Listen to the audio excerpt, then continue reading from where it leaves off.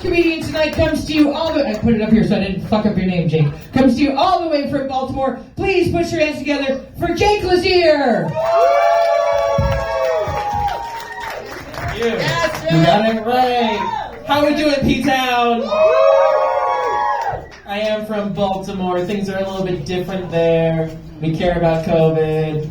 I don't care about COVID. This is not for COVID. This is for the dramatics. This is for the scene. I'm ready to cause one. I'm set because, you know, like, what's under here? You know? It's a mystery. We love a reveal. Surprise. Average. This is the face of someone who has a good podcast recommendation for you. This is what I call a Baltimore 6, which is a Provincetown I've already been blocked on Scruff. Like, it's over. It's fucking done for. Anyway, y'all have any good apocalypse? Not that one, and not the other one. We gotta go back to Ukraine. Listen, like, we brushed over that one real fast, because you all know that feeling. You all caught that like disturbance in the force when everyone got their degree in political science on Facebook Marketplace at the exact same time. Exactly. No, everyone went from epidemiologists to foreign affairs specialists to OBGYNs to, I don't know what's next, I haven't checked my phone today, but I'm sure something's going on. And it's like, guys, I'm here to remove that burden. You know, you don't have to have a take. You don't need to be an expert on every single thing. You don't have to be the professional. I would never invite a plumber into my home and tell this man, well, as an avid Super Mario Brothers player, let me be the devil's advocate in this situation. Absolutely fucking not. No. Because you know for a fact, about like 2 months ago, there was a white woman on her iPad too, typing on Facebook. She's like, it's not you, Crane. It's we, Crane. Hashtag stay strong. And to that woman I say, Mom, I'll call you after the show. No, I'm bringing her up just to warn everybody, Father's Day is in like 3 hours, and I know that means something different here, so like, heads up, you need to call your real father. But I am grateful, you know, for the opportunity to go home these days as an adult. It's like hard to get back home where you came up, because it's like every episode is like a Blue's Clues episode of why I'm like this as a person. It's like, oh, there's a trauma, put it in the notebook. We're gonna need it in the episode, okay? It's a true fucking story. I was home for Christmas this year. First Christmas in a couple of years, because you know. And Mom sits across from Grandma. Grandma looks her in the eyes and says, honey, do you and your husband still sleep in the same bed? And my mom's like, yeah, Mom, we've been married for 30 years. Why would you ask that? Grandma looks at her and says, well, I just wanted to check, because I don't really know how there's room for both of you. And all those bags underneath your eyes. Oh. We're Irish Catholic. That's our love language. The backhanded compliment is the front hand, okay? Listen. But it's very informative, you know? It's like, oh yeah, that's why as a kid I was really obsessed with Simon Cowell. And as a teenager. And an adult. I may have a picture in my wallet, don't ask. But that's also to go for the fact that I am a gay comedian. They did not let me into this town without checking how well I could suck dick. And I'm like, I passed. I didn't succeed, but I passed. You know? Good enough. But I wanted to make sure everyone knew that about me, because I don't always give off gay energy. He's like, oh, is he gay or just like the fun employee at GameStop? You know?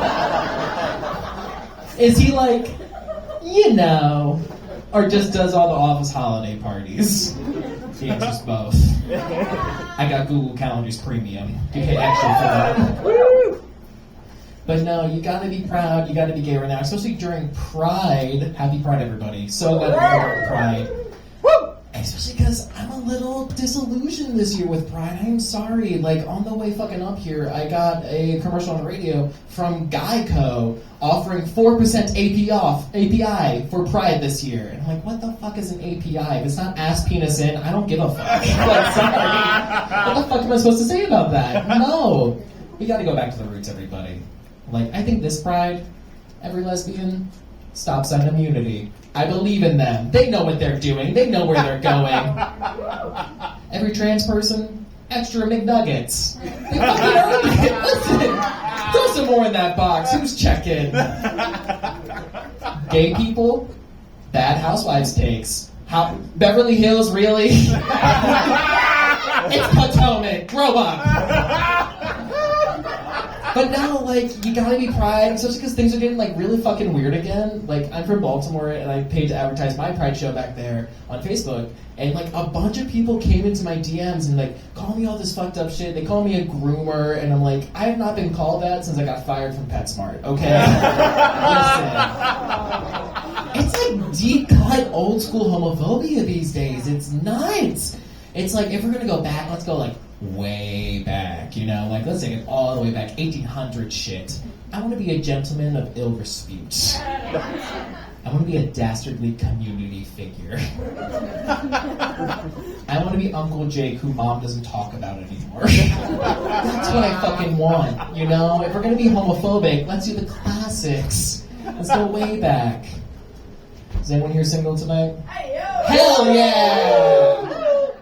I'm not, but good for you. No, I can only say that because I'm recently not single. I met someone over the pandemic and then got dumped over the pandemic. I got dumped over Zoom. No. So this set is brought to you by Microsoft Teams.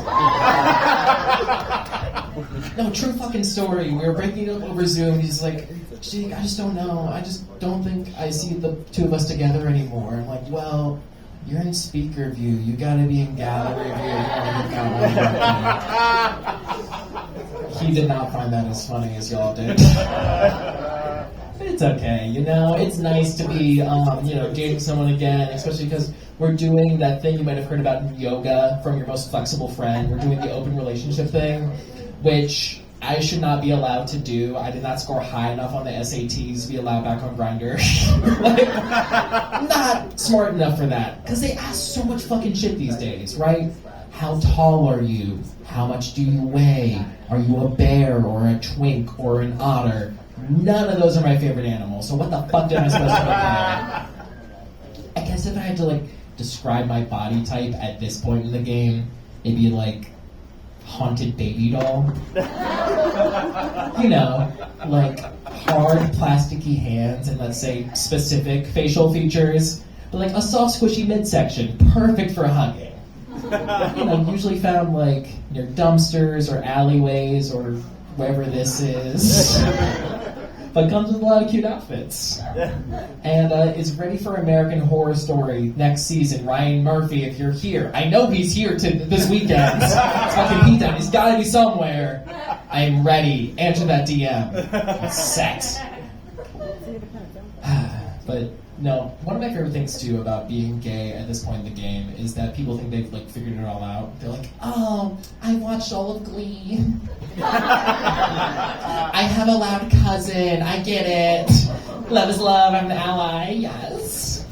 Y'all, you're not an ally until you've hooked up with somebody who has the same name as you. I'm sorry, you're fucking not, okay? Because what the fuck do I say to that man when I invite him into the hostel I'm staying at tonight? It's like, oh, hi, Jake. Thanks for coming over, Jake. Does that feel good? Jake? Do you still get sad at night for no reason? Jake?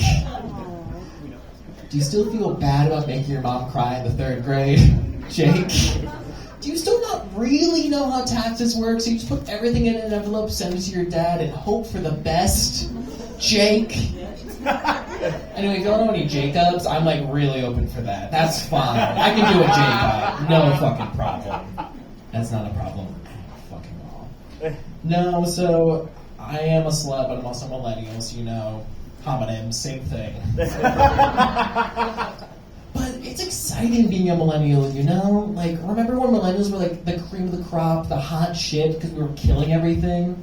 Like, millennials killed the diamond industry, fucking killed home ownership, killed monogamy. Ooh, it's like, because we're poor. But I believe in us. I believe in us millennials. I think we can keep killing stuff. I think we could kill haunted houses if we wanted to. We could do it. Because I don't know a single fucking person my age who would leave a home because there's blood on the walls, people are screaming, oh, it's gooey. Absolutely fucking not. No, sir. It's like, oh yeah, the vibes were bad, but it's rent controlled. And my last 2 roommates were Scorpios, so like, you know, it's a step up. Anyone pick up any bad habits over COVID? Anyone pick up any bad habits that weren't alcoholism over COVID? It's same. But my bad habit, mostly for me, was just like reading the comments on Facebook. It's so fucking bad for you, but it feels so good. Especially because you know when the headline looks like a Mad Libs from hell, it's gonna be really fucking lit in those comments section. People are gonna get blocked. Accounts are gonna get shut down. We're ready. It's like, okay. Interracial, Canadian, gay, cannibal. We're set. We're ready, everybody. We're good to go. It's a true story. I don't want to make light of it. A couple in Canada took eating ass a little too seriously. And it ended very poorly for them. But the top comment was just, it be like that sometimes. Does it? Does it be like that sometimes? Cannibalism is a full-time commitment, everybody. I don't know if anyone else wants Silence of the Lambs, but you really gotta like commit to the fucking bit, y'all. Like you cannot show up at work on Monday and say, Susan, I know we were gonna start our diet this weekend, but I was bad.